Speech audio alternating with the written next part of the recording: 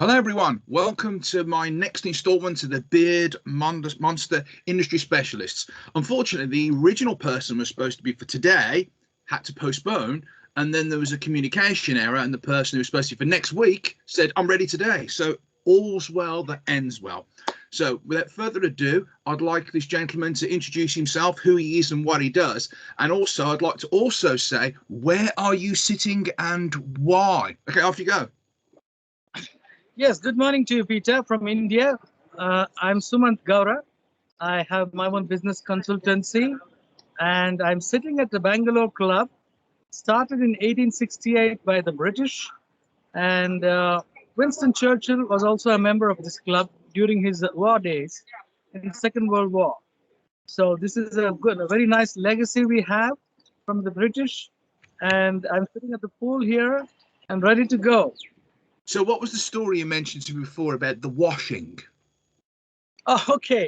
Well, Mr. Churchill hasn't paid us the laundry bill of 13 rupees, and we still have it somewhere on the display board and the notice board, and it's a memory. It's a nice memory, and everybody who comes here, they take a nice picture of the ledger.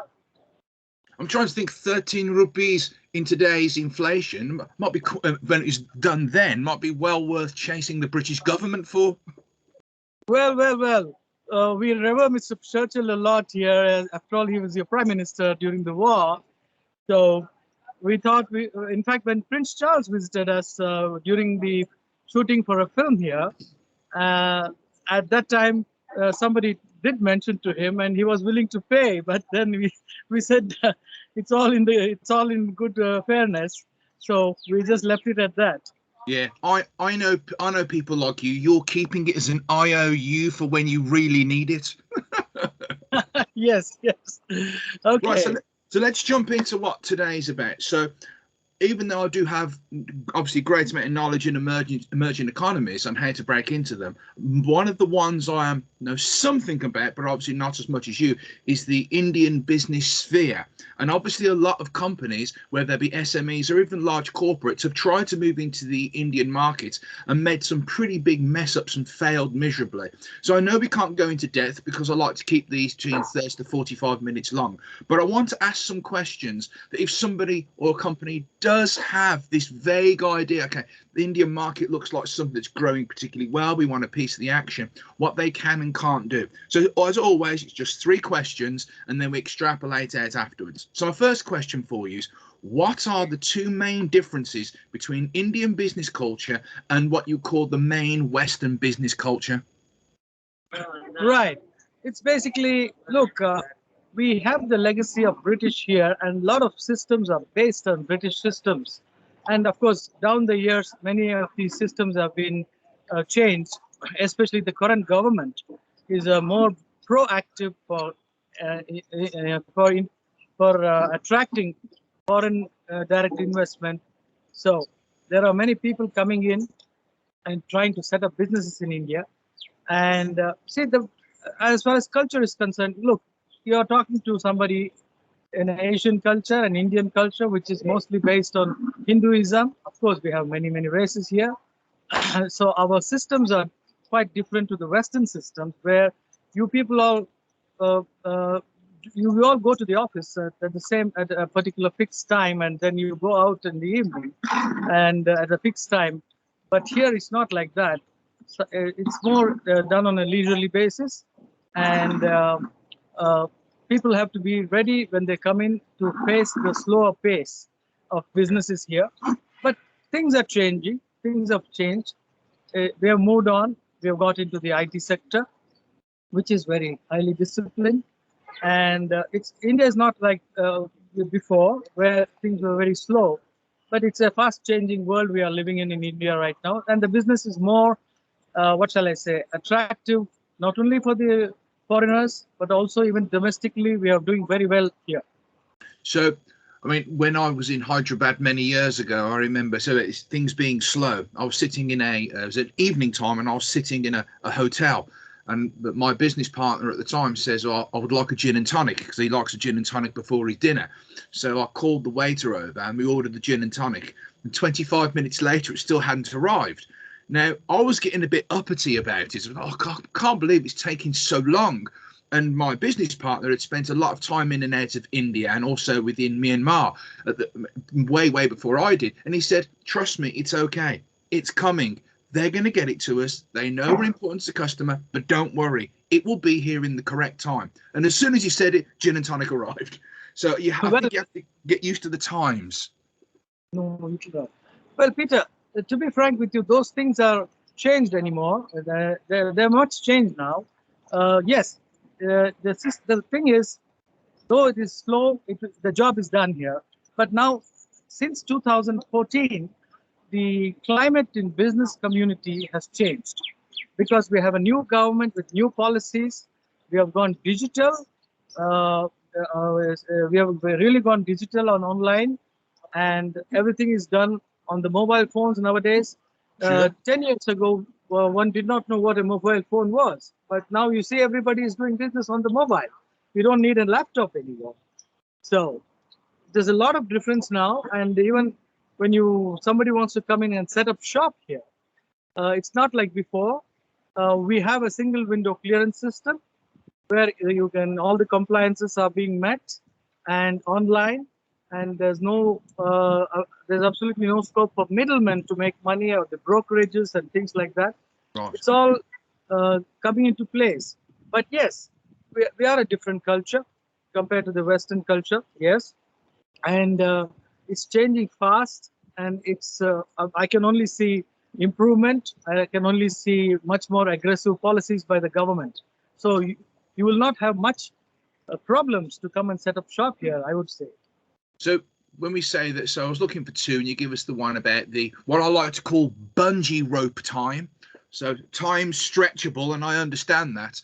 So what would be another one? So would you say that, is there genuine language barriers? Because anyone from India I've spoke to speaks very, very good English. What is the English? Yes, again, I would say there are not much of language barriers because everybody speaks English in India. And of course, our national language is Hindi, and most of us speak Hindi here. And one can get away with this. And I don't think language is a barrier at all. It used to be 10 years ago, but not anymore, because more and more people are rather educated, especially the younger generation. And language is not a problem at all for any foreigners to come in here. So, okay, that's good. So in your opinion, on to the next question, what are the two top most common pitfalls and mistakes that businesses make when they come into the Indian market from outside? Yes. See, first of all, there are a couple of things. That's a good question you asked. The pace of work is, as you said, it relates back to the first question too. The pace of work is much, much slower here. Because we have different religions, different communities, and there are different holidays in India. So one has to be prepared for that. And any Westerner coming to set up shop here, he has to be prepared for these kind of holidays, things not moving quickly. Those things are still there, but it's all being ironed out. And the second thing, the pitfalls is they should come in with a proper partner, local partner. They should have proper funding. They should have a very good business plan, because most of these people who try to come and take things for granted here, they're in for a surprise. So if everything is in place, and if they find the right partner and they have a right business plan, I don't think there should be any problem. But yes, and the language barrier, especially when you travel domestic in India. I say this, English is not a problem, but yes, most people speak Hindi, and I have now seen many Westerners coming and learning Hindi here, who are living here on a long-term basis. So most people try to speak Hindi now. But I'm not saying this from the point of view of religion or from the point of view of my nationalistic view here. But most people are comfortable here. And when you visit government offices, you see, you have to be prepared for a certain amount of time for things to fall in place and the compliances to be completed. Yes, it doesn't happen like what it happens in the Western country. So you have to be prepared for this. Okay, so what you're saying is almost like in your action plan of to move into India, you have to like put in a different strategy of timing to get from starting to opening. Okay, I've got that. That makes perfect sense. Now you said it that way. And the other one is, and I think some people need to know this, you just started on it, is it required to have a local partner to open a business within India? Yes, there are different options here, Peter. Most of the time, yes, a local partner is required, but things are changed here. If you want to have a 100% Western-owned company like Toyota, for example, like Nestle, like Cadbury's, they're all set up their own companies here from years now, and without a local partner, but they've brought in that kind of investment. And the biggest multinationals have taken advantage of this, and they have Indian partners for just shareholding purpose. Maybe it all depends on your business plan. So there are options where you don't need to have a local partner, but if you go through a local partner, it makes your job much easier. Okay, good. And I know that you'll be a very good local partner if anyone's watching this video. Thank you very much. Well, I've known you for a while, and I know you know your stuff. Okay, so then last question, but it's going quite quickly, so I'll throw some extra things in. Give me 2 things that if any business wants to go into the Indian market that you feel they have to be prepared for, as in, documentation beforehand, structure beforehand. Is there anything that you feel is very important? Yes, Peter, the last question, I would like to put it this way. They should be prepared with a proper business plan. Let me go back to that again. Sure. A proper business plan is required. And you see, you can take advantage of the vast volumes of Indian businesses and also the large population, which is upper middle class and middle class. And I wouldn't say anything beyond this, because everybody is now well versed and equipped here to face the globalization. So if you're coming into India, you're coming into a very well informed public, and they should take advantage of this. Now, again, I'll give you the example of what Cadbury's did many years ago. Every Indian knows what a Cadbury chocolate is. Yeah. See, they mass marketed themselves right in the beginning. I would say they are even pioneers in this. And you see, they took advantage of the vast population. So, of course, much later you have big companies like Nestle, you have cigarette companies, we have other consumer goods. People like Bosch came in with refrigerators, and now you have a whole lot of Chinese coming in with all their mobile phones and things like that. So you see, it's a mass market, and you need to take advantage of this mass business. I would say they should be prepared for this, whoever is coming in here, and they can take advantage of this vast population. I know it's something that me and you've had a small talk about on messages before, but and I'm throwing a question in that I didn't say to you before, what's the overall feeling, both governmental and people on the ground, to do with the blockchain? What's the laws? What's going on? What's the latest? Because it always seems complicated to me. Well, you see, we have the current government, which is calling themselves BJP government. They're really making a lot of effort, and they have this huge program called Make in India, and they're asking people like Boeing to set up plants here. Airbus has set up many of these ancillary units here. They're asking people like big multinationals to come and set up shop. Now, the government is pro-business right now. They are not discouraging anybody. They are pro-business, and the digitization of our online payments and the digital economy that is sprung everywhere now. If you go to any village now, you have internet. Somebody walking with a mobile phone with an internet, they can answer you. They have access to Gmail. They have access to payment gateways, things like that. So if somebody was trying to come in, they should be prepared that Indians know everything. Globalization is in here. So I hope that answers your question. So I'll try and narrow it down a bit. So are you saying then that because I read a lot about issues with the central Indian government saying that blockchain payments are illegal, then they're legal, then they're banned, then they're not banned, and then they're used and they're not used. What actually is at the moment? Let's say, for instance, I am a blockchain company. Can I come into the Indian market with my product? Yes, of course, you can come into the Indian market, but you have to go through the government procedures, like cryptocurrency, which was looked at negatively until last month. In the new budget this month, the government decided to have their own cryptocurrency, and if you're coming in at the blockchain thing, you are welcome. You must go through the compliances. That's it. Okay, this is what I say to a lot of people when they want to move into the China market and any of the markets in Southeast Asia. It's not that you're not allowed to do it, but you have to do it their way. So that's what you're trying to say. Yes, you have to go through the compliances, and the government is not discouraging you at all. If you want to come in with some kind of an investment or a new technology, for example, or manufacturing, for example, yes, you're most welcome. I must admit, when I was in Hyderabad, the technology, as in especially the programming skills and the actual knowledge of some of the programmers in that area and the vast amounts of expertise was mind-blowing. And that was 8 to 10 years ago. So I can't imagine how amazing it must be there now. Yes, you see, take Bangalore, where I am from, for example. This is the Silicon Valley of Southeast Asia, and most IT companies are located here, also in Hyderabad, as you rightly said, mentioned. There's lots of skills available. There are lots of management trainees coming out every year.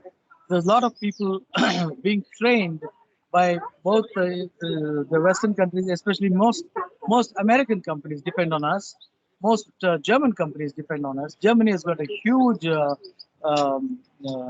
gathering here. They are living here. Germans are living here. They're into manufacturing. Apart from IT, we have Micro Bosch, and Bosch is a German company, as you know. So you see, the skills and management skills that are available are tremendous here. And most Indians, there used to be what is to be known as the brain drain in the 60s and 70s, but that's not there anymore because we are very much self-sufficient here. Right. I suppose, and the final thing that I want to bring up with you today is to do with, I know that India was one of the countries that had some very heavy lockdowns during COVID. Now, how was it for you and the people around you? How was it for India? And then whereabouts is India right now on the ground when it comes to COVID restrictions? Yes, we went through the whole curbs and restrictions and lockdowns. Yes, we went through everything, but the government provided us with all kinds of support, both medically and vaccination, etc. The flights were banned, international flights were banned, and the government did everything for the public. And most of us, we support the government here because we were well taken care of in this COVID time. But right now, if you really ask me, yes, everything's opened up. On the 27th of March, we are opening up the international flights, so you can come in anytime you want. I can see you anytime. I'll be looking forward to getting my masala dosa. Oh yes, anytime welcome. My wife will make a nice dosa for you. So you see, the curbs are lifted now, but most of us are vaccinated twice. And I, as a senior citizen, I was given preferential treatment, especially where vaccination was concerned. And yes, we are just going back to normal now. That's good. That's good to hear. Well, I would really like to come back to India. It's been far too long. The last time I was in Delhi was probably about 7 years ago, and I do enjoy my time there. As I've explained to you in the past, I was actually brought up within an Indian community in Birmingham. You know, my most favourite foods, especially because I'm from Birmingham, is Indian food as well. So I will be coming as soon as I can. Trust me, as soon as flights are easy and the world's not being quite so crazy, I will be there, and I'll be definitely coming to see you to get some more of your knowledge, and we'll even film it and upload it to my my channel. You're most welcome, Peter. You can come and stay with us. You can come and stay at the same club where Winston Churchill stayed. So you'll be. And I'm not paying his bill. Well, that's it. Thank you very much. I really appreciate your time. I know you're really busy, and we could have got into a lot more in-depth things, but I do try to keep these as short as I can. But thank you. I appreciate it. You want to And, nice we'll do talking. another one soon. Take care. Nice Bye-bye. talking to you. Bye. Take care. Bye bye.